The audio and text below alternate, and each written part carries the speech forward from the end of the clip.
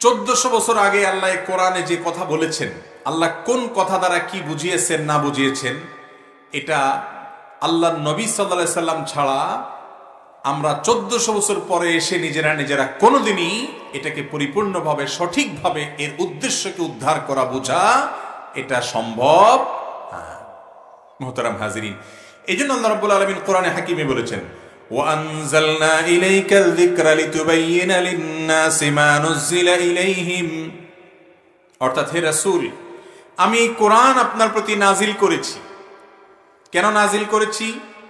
যেন আপনি আসমান থেকে নাজিল হওয়া এই মহাগ্রন্থকে মানুষের সামনে ব্যাখ্যা বিশ্লেষণ করে বুঝান, মানুষকে যাতে ব্যক্ত করে দেন।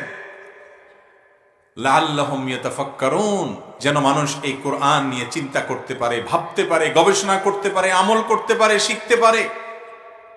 এই আয়াত থেকে দিনের আলোর মতো পরিষ্কার হয়ে যায় যে কোরআনের সাথে নবী করিম সাল্লাল্লাহু আলাইহি সাল্লামের হাদিসের রিলেশন বা সম্পর্কটা কোথায়।